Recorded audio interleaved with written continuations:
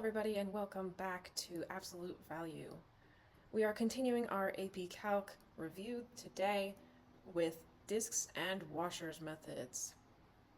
If you didn't see our video from yesterday, we did some related rates problems, so go ahead and check that out. The link will be in the description. But let's get started with our disk and washer problems. So here's our first problem. Use the method of disks or washers to determine the volume of the solid obtained by rotating the region bounded by y equals square root of x, y equals 3, and the y-axis about the y-axis. So first thing that I want to do here is to draw a picture. So the graph of the square root of x looks like this. Y equals 3 is about here. That would be our cutoff. And the y-axis is the other bound on there. Now we know we are rotating this around the y-axis being this guy right here. And so if we just visualize what that looks like, if we rotate it around that axis, it would look kind of like this. Okay, so it's kind of looks like a cone. Okay, so that's what it would look like. Moral of the story is that we're going to end up getting little disks in there and finding the area of all of those in order to find the total volume of the shape. So we're going to be using the disk method instead of the washer method because the axis that is rotating around makes it so that the shape does not have any holes in it. Okay, so let's just get started here by looking at each of these little circles inside. So we need to find the area of each of these disks. And something important to also recognize and remember is that we are going to need everything in terms of y because it is being rotated around the y-axis. So we're going to need everything in terms of y. So right away, I'm just going to turn this in terms of y, just going to make this into, if we square both sides, this is the same thing as x equals y squared. So then, if we are finding the radius here, the radius is going to be from the y-axis to that curve of x equals y squared. So the radius is going to be that size. It's going to be y squared. So our radius is going to be y squared. So then the area for each disk is pi r squared. In this case, the radius is y squared. So pi y squared squared, or pi times y to the fourth. So there's step one. This would give us the area of each individual disk, and depending on the height that that disk is at, or the y value, we could just plug that y value in here and it would give us the radius of the disk at that height. The next step here is we need to add all of the disks together. And a way to sum all of the disks would be to do the integral of the area, which was pi y to the fourth. And like I said, we're going to be doing everything in terms of y here, so that would be dy.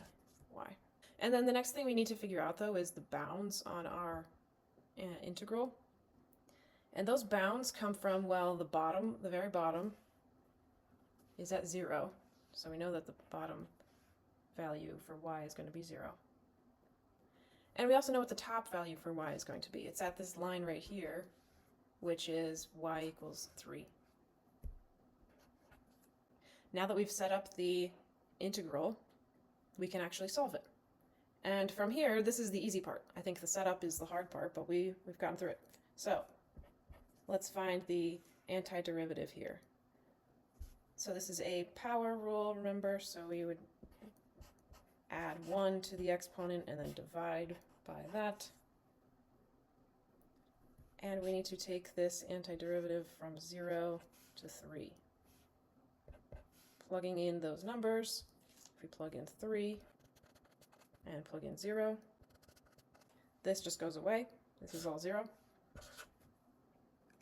And we're just left with this right here. So 3 to the 5th is 243 over 5 pi. So this right here is our area. This right here is the sum of all the areas of all the disks. So hopefully that helped a little bit with our disks method. As you can tell, like I said, the setup is the hardest part. After that, it's just a matter of knowing how to take the antiderivative and plugging in numbers to get our final answer. Now that we've done this one, let's try one more. So here's our next problem. As you can see here, it looks like it's the exact same problem. There's only one difference. Now we are rotating it around the x-axis. So again, I'm going to start by making a picture here. So same thing, here's our y equals square root of x. We have y equals 3, which is like this, and it's bounded by the y-axis. But now we are rotating it around the x-axis. So this is our x-axis, we need to rotate it this way. So that will end up giving us a shape like this. So it's a little harder to visualize it because in this case, we have a hole. And this is where our washer method comes in.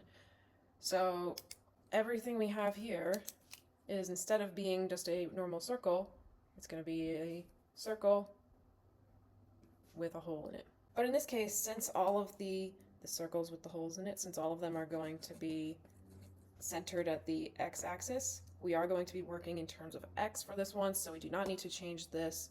We will need to change the bounds a little bit later, but first let's get into the setup. So as you can imagine, to find the area of like this inner part here, we need the area of the whole thing, and then to take away the area of that hole. Okay, so I'm just going to write this down here, that the area, but in this case, it's going to be pi times the outer radius squared minus the inner radius squared. We need to find what the outer radius and the inner radius are. That means the outer radius is from this center line here, how far it is to get to the farthest point. The farthest point is always going to be on that y equals 3 line. And so the radius from y equals 0 to y equals 3, the radius there is just going to be 3. The inner radius is going to be from the middle line to the curve, and that distance is always going to be the square root of x.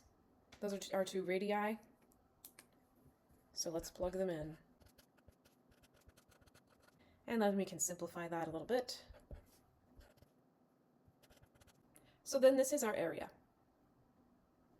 This would give us the area of each washer at any particular x value. But now we need the sum of all of the washers.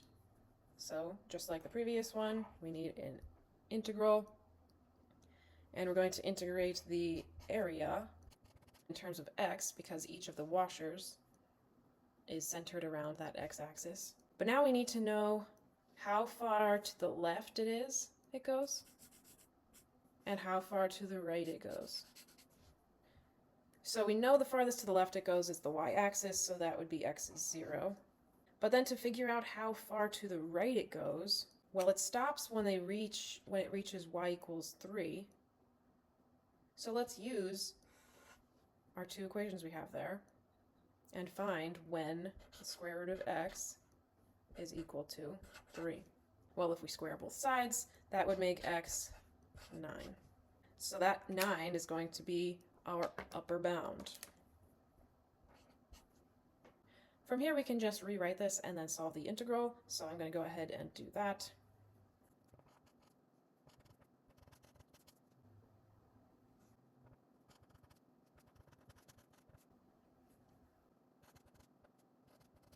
So this is what we'll get when we plug in 9. We don't need to plug in 0 because once we plug in 0, that will go to 0, that will go to 0. So we'll just be left with this anyways.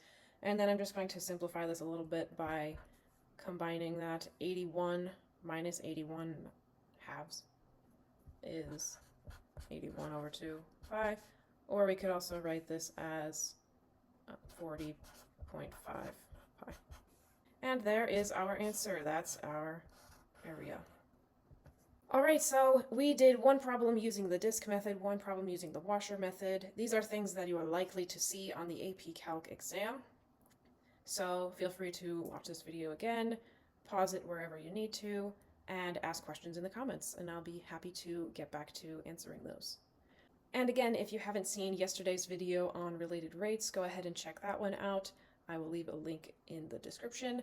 And then tomorrow, come on back here and we will do some problems involving the mean value theorem and the intermediate value theorem, two of the most important theorems in calculus. Okay, so hit that subscribe button so that you know and can see when these new videos are coming out. And feel free to throw a like down there if this video helped you. Thanks for watching, have a great day, and good luck studying.